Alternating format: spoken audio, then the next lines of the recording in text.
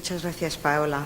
En tercer lugar, va a intervenir el doctor Enrique de la Rosa, un asiduo colaborador y científico que también investiga en este ámbito, como todos vosotros conocéis, que es investigador científico de otro centro del Consejo, del CIB, del Centro de Investigaciones Biológicas, y cuyo título de ponencia será Buscando nuevas formas de luchar contra las distrofias retinianas.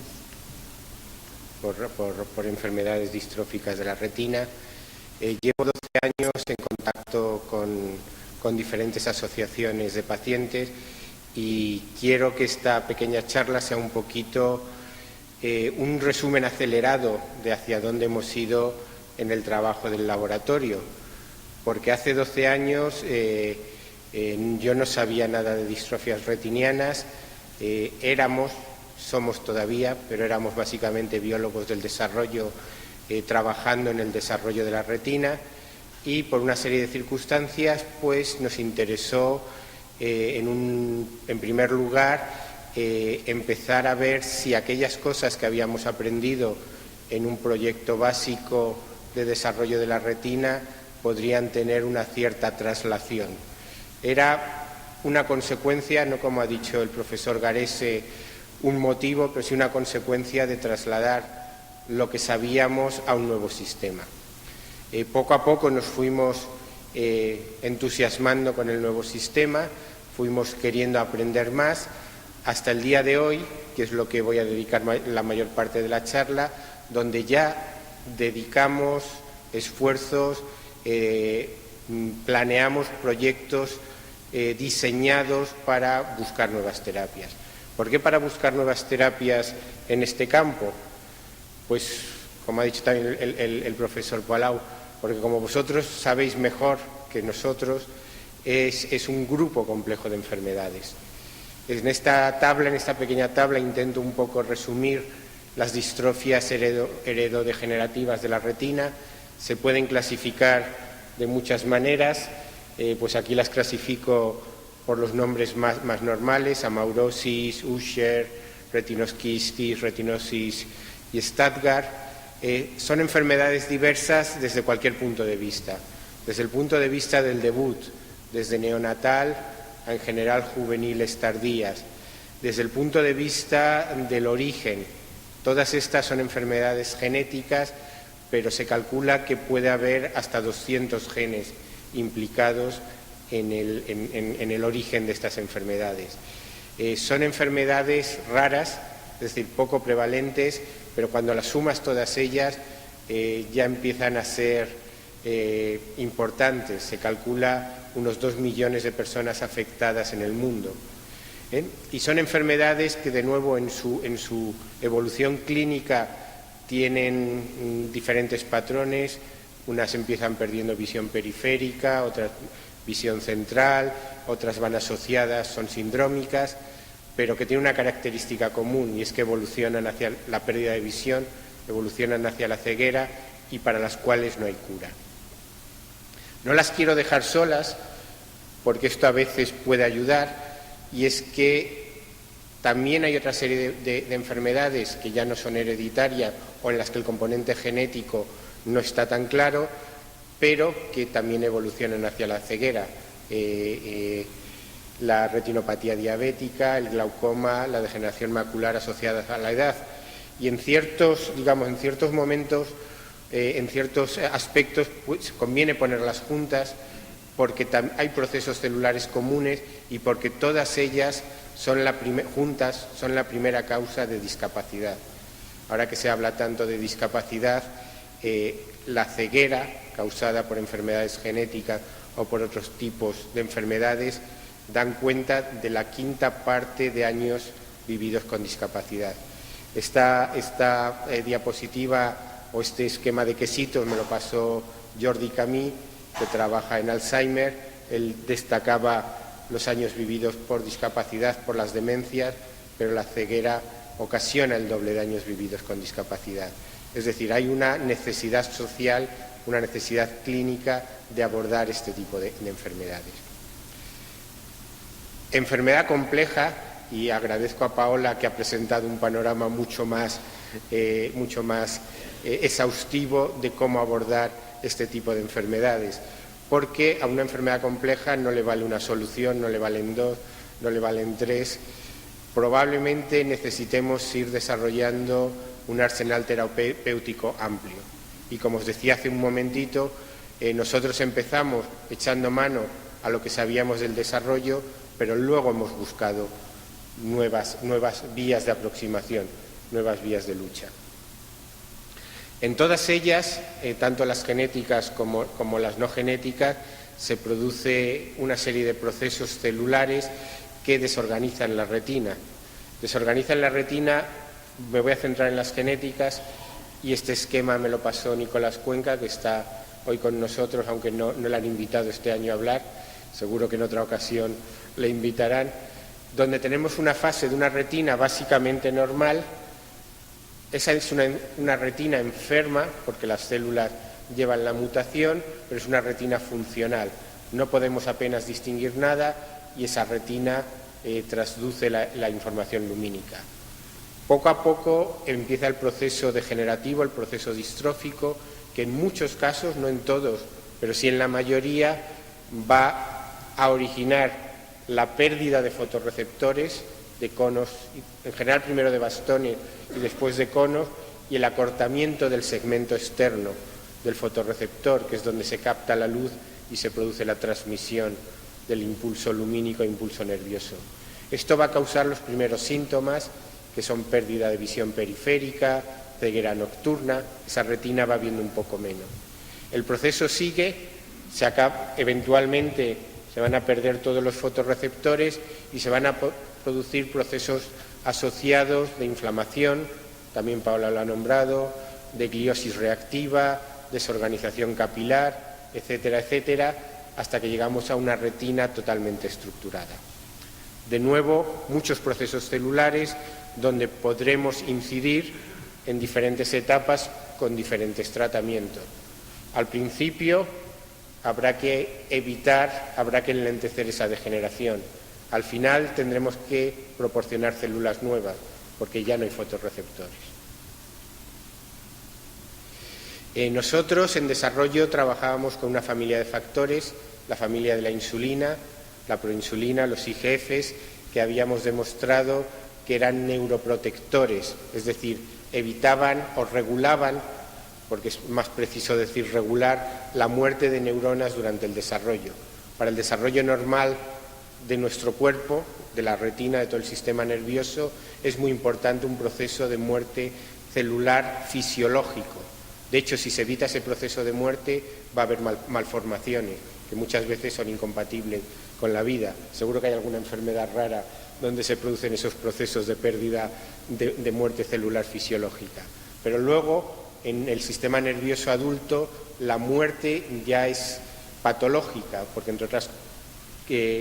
entre otras peculiaridades del sistema nervioso, la capacidad regenerativa es muy pequeña.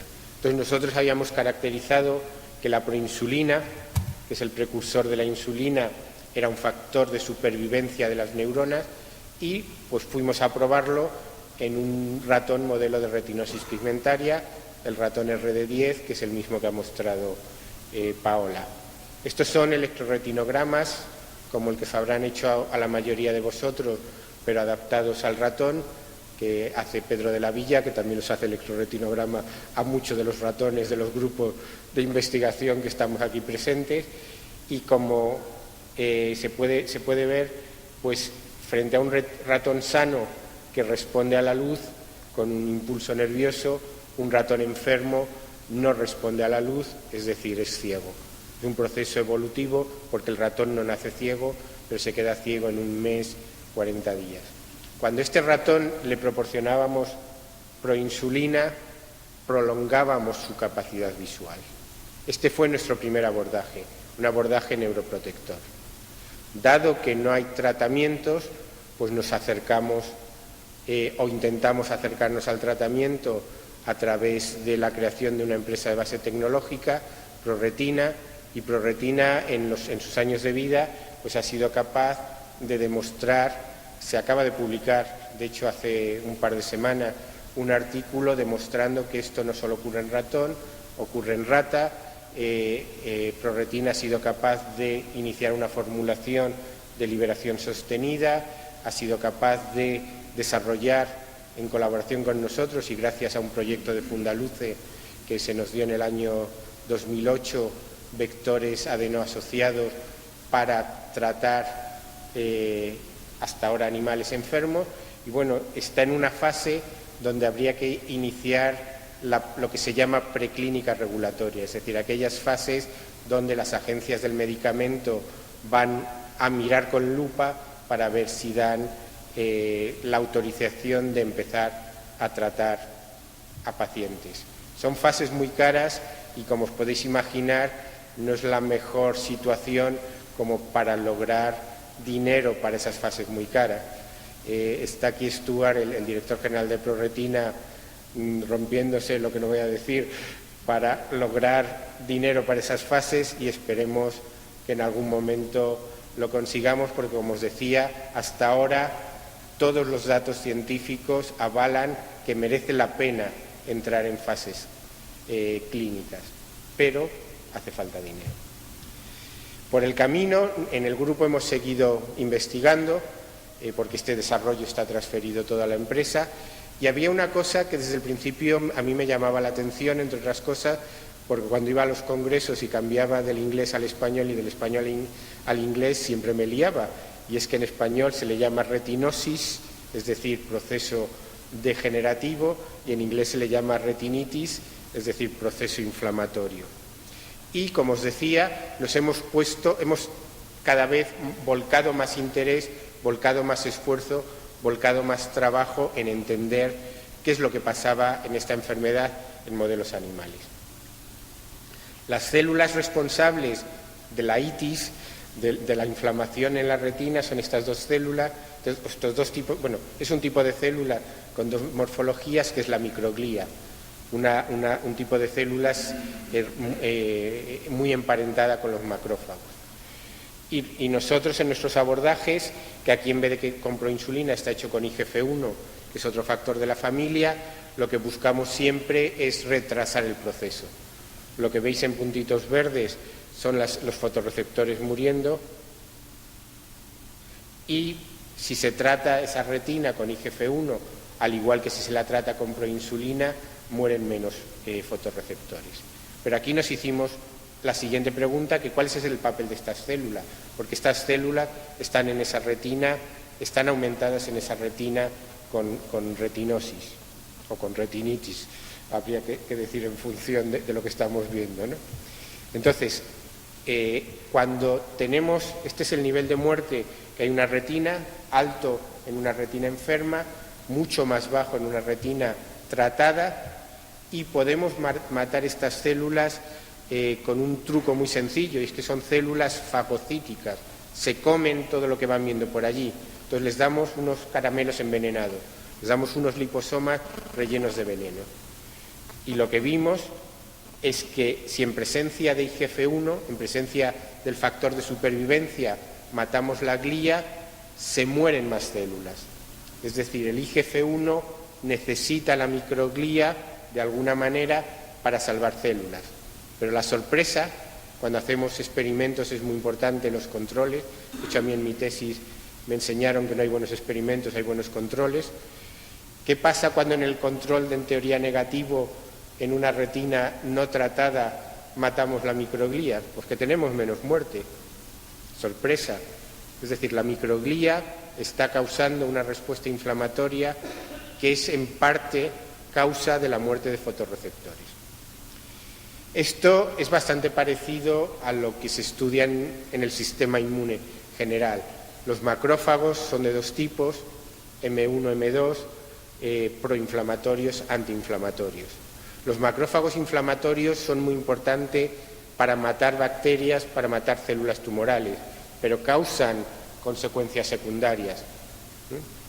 Todos tomamos de vez en cuando un antiinflamatorio porque la enfermedad, la inflamación asociada a la enfermedad ocasiona problemas, ocasiona dolor, ocasiona fiebre. Por el contrario, los macrófagos antiinflamatorios son peores para luchar contra la infección o contra las células tumorales pero facilitan la regeneración de los tejidos. Pues nos asociamos con un experto en macrófagos y células dendríticas del CIB, Ángel Corbí, y nos gustaría entrar en esta línea. Estamos pidiendo proyectos, de momento sin éxito, pero en cuanto tengamos posibilidades de entrar en esta línea, que no es nuestra línea principal, pero que creemos que hay que desarrollar, pues abordaremos cómo modular la microglía en la retina para enlentecer el proceso degenerativo. Pero no nos paramos ahí, porque realmente la respuesta inflamatoria es muy compleja. En parte también está unida a la respuesta apoptótica, a la muerte celular patológica. Y lo que hemos hecho, de nuevo, buscando, como os decía al principio, planteando un proyecto desde el principio dirigido a buscar nuevas terapias, según vamos aprendiendo cómo es la enfermedad, es asociarnos con Ana Martínez.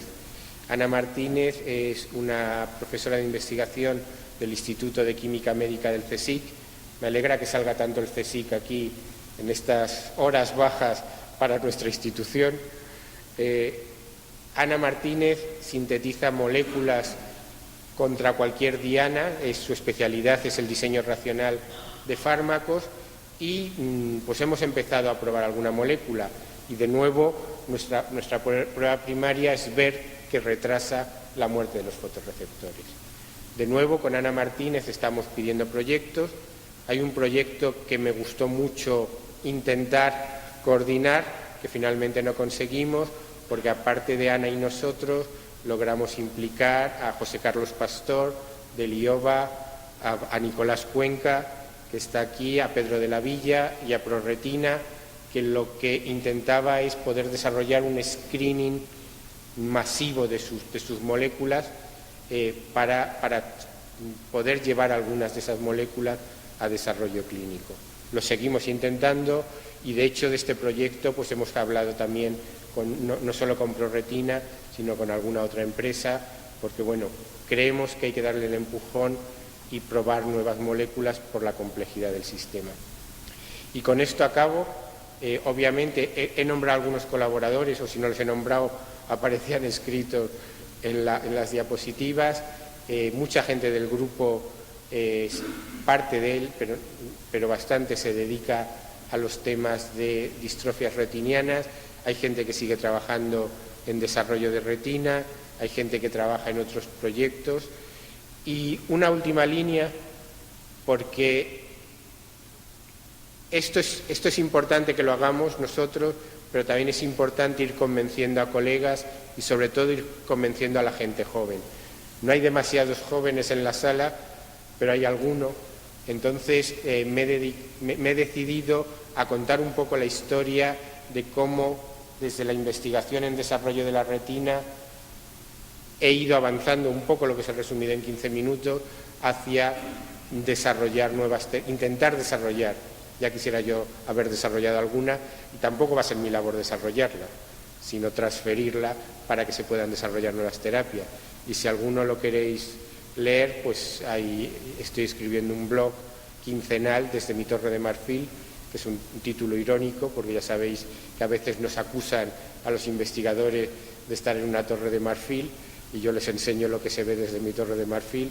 Y os animo sobre todo a los más jóvenes, que es a los que está dirigido, a seguirlo y a lo mejor a animarse para hacer este proceso de traslación. Y muchas gracias a todos.